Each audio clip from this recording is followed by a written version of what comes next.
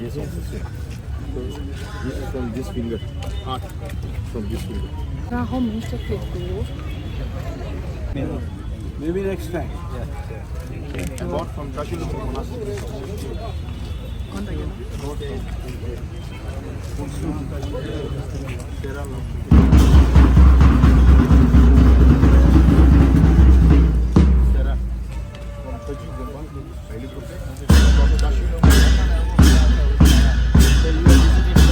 Nang ti kalin siya.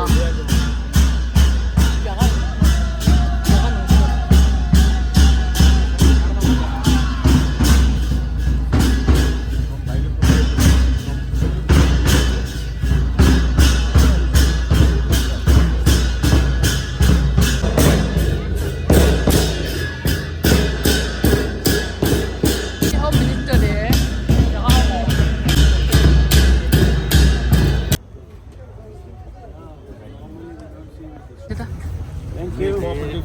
See you. FTCA chairman. Thank you.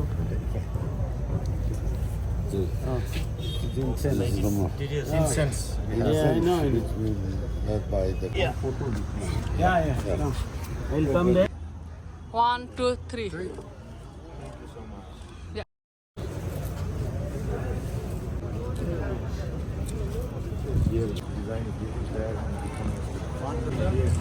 During all the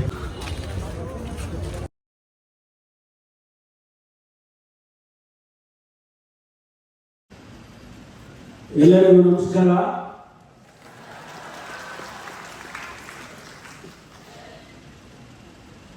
ಬಹುಶಃ ಇಂಗ್ಲೀಷ್ನಲ್ಲಿ ಮಾತಾಡಿದ್ರೆ ಎಲ್ರಿಗೂ ಅರ್ಥ ಆಗುತ್ತೆ ಅಂತ ಕಾಣಿಸುತ್ತೆ. ಯಾಕೆಂದರೆ ಭಾಳ ಜನ ಕನ್ನಡ ಇನ್ನೂ ಕಲ್ತ್ಕೊಂಡಿರ್ಲಿಕ್ಕಿಲ್ಲ.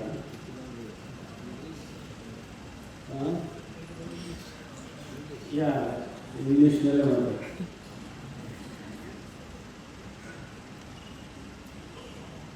First of all, I would like to offer my prayers to His Holiness Sri Dalai Lama, one of the greatest advocates of the peace and harmony in the present world. I pray Lord Buddha to bless him with good health and more number of years to be with us to advocate peace and harmony to the world. I submit myself with respect.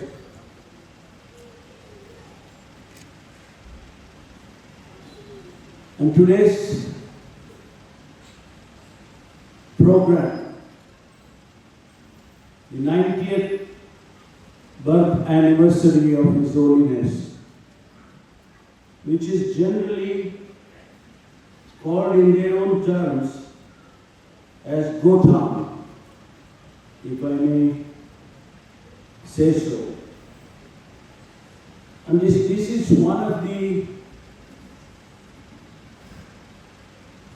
spiritual and cultural importance in Tibetan culture. When somebody reaches 90,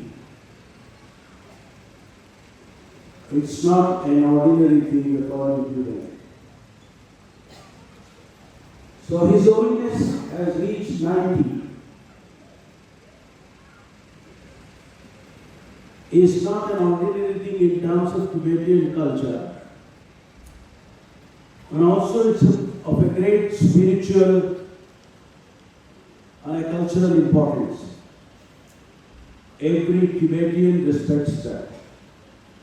And that is why this 90 years becomes very important. Friends, today's program, we have our Swamiji, Sri Parameshwara Shivaratri Deshikendra Swamiji to bless us. And he always, one of the Swamijis in Karnataka, who advocates peace and harmony, who advocates development, who advocates equality in terms of people in the society.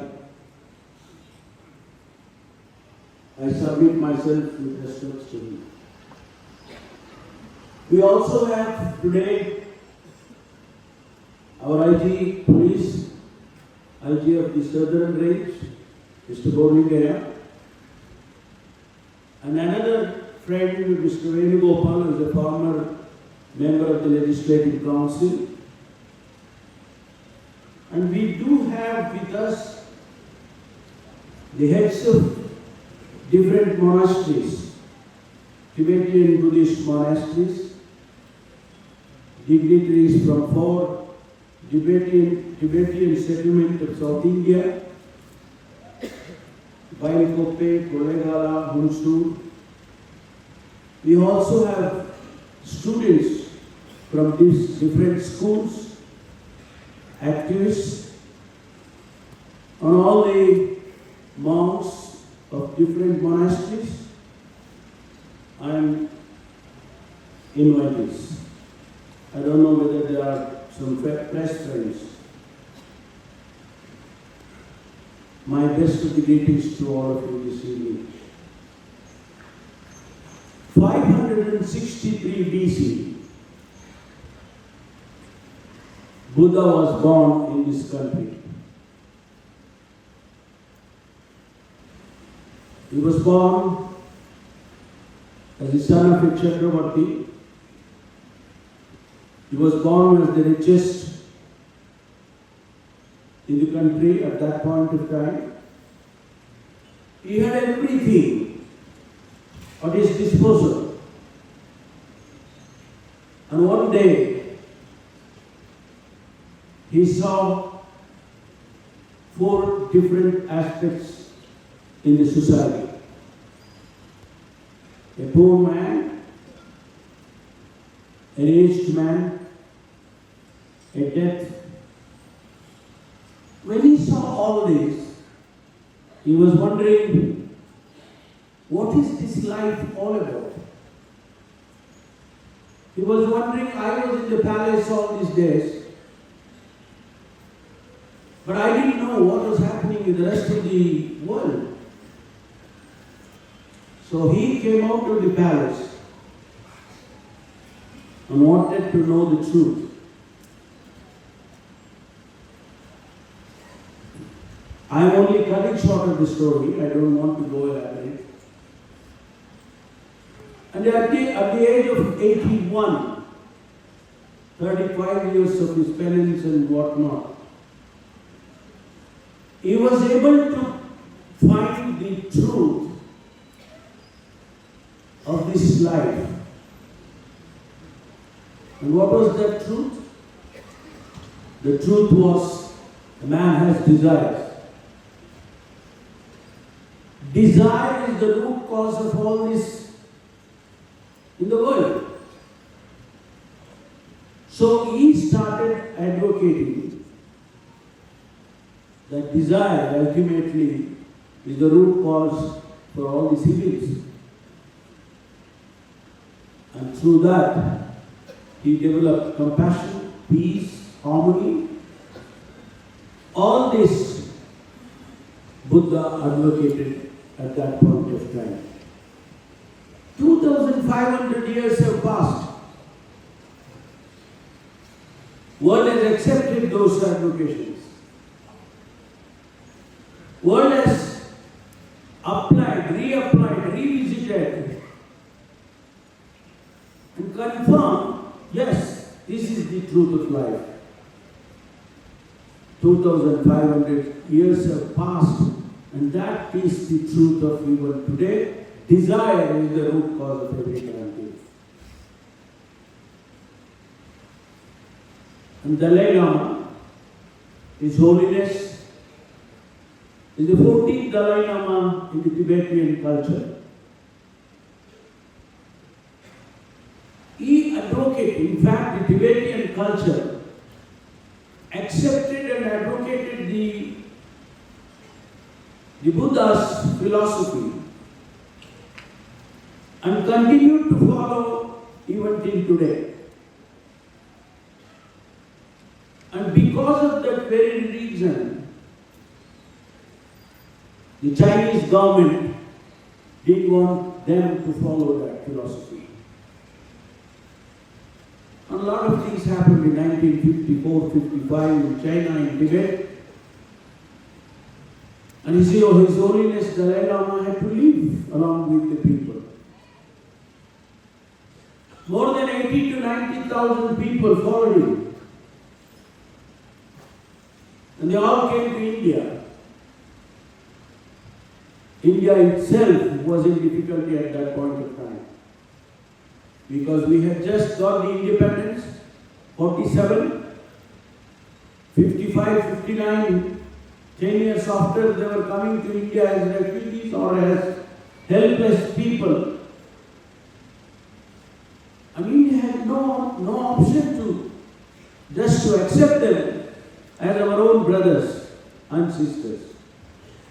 Pandit Jawaharlal Nehru, the Prime Minister, the then Prime Minister, he said, yes, come, difficulty we will face together. So 90,000 people came to India and majority of them came to Mysuru. Bailkopa even to this day is the largest settlement in the world of Tibetans. Am I right? Chopel?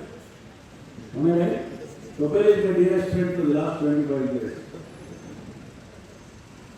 So they all came here, and at that point of time the Chief Minister was Sri Nijalingappa, one of the greatest politicians of our state. He accepted and given three places. One is Bailkopan, another one is Murgod, Kolegal, and gave them and hosted them and gave them the confidence, yes, you can live here peacefully.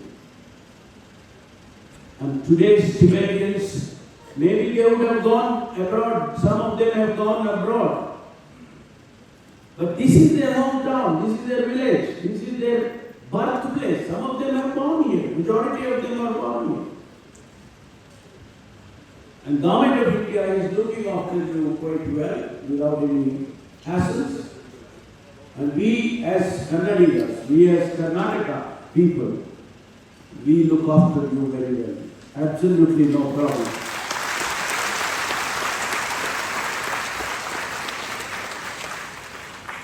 We have allowed you to practice your faith.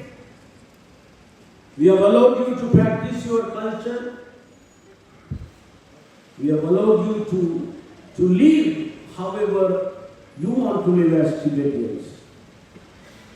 Preserve your culture, preserve your art. I just saw the exhibition. What a beautiful art. What a beautiful talent and the culture you have. And that has to be protected. And we, as Kannadigas, we will definitely allow you to continue to do that.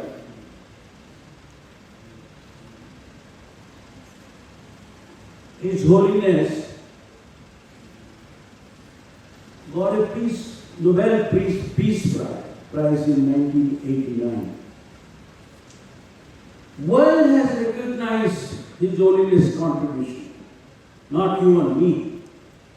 The world has recognized him as an ambassador of peace, as an advocate of peace. And in this today's world, what else do we need? We need peace, we need harmony, we need equality, and we need universal brotherhood. Some of us have born as blacks. Some of us have born as yellows. And some of us have born as whites. But His Holiness advocated without differentiating the color or the creed. The world needs peace.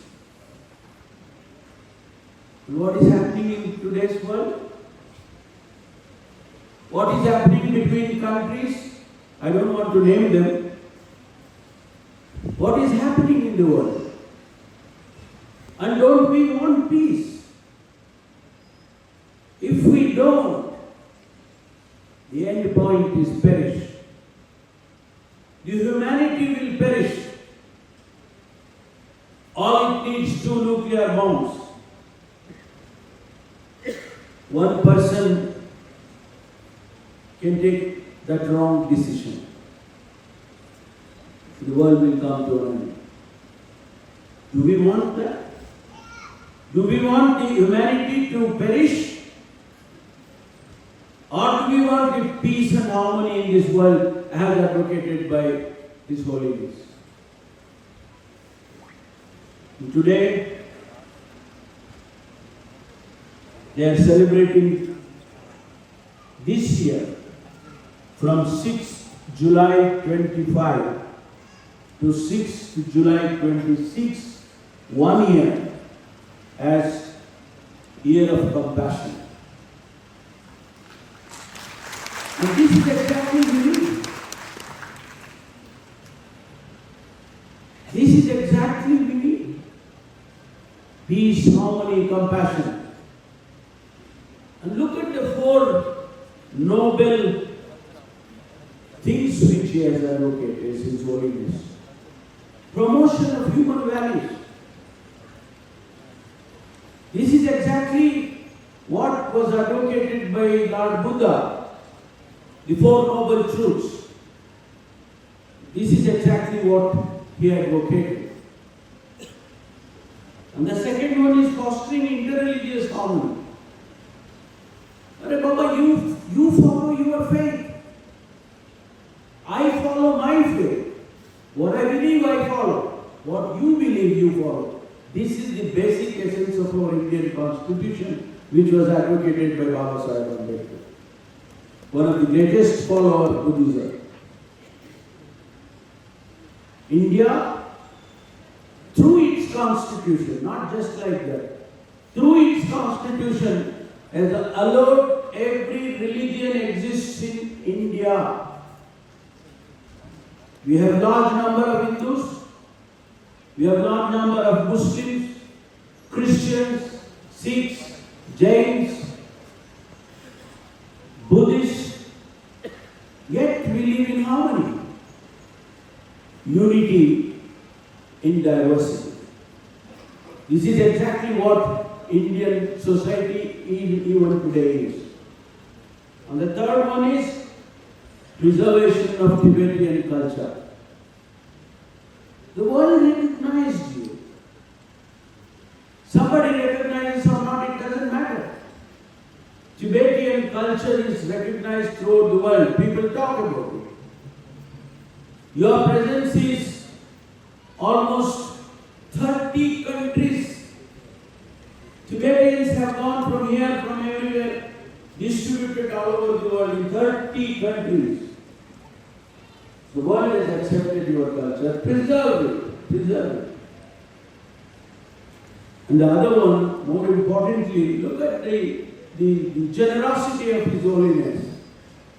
Revival of ancient Indian wisdom. Revival of ancient wisdom.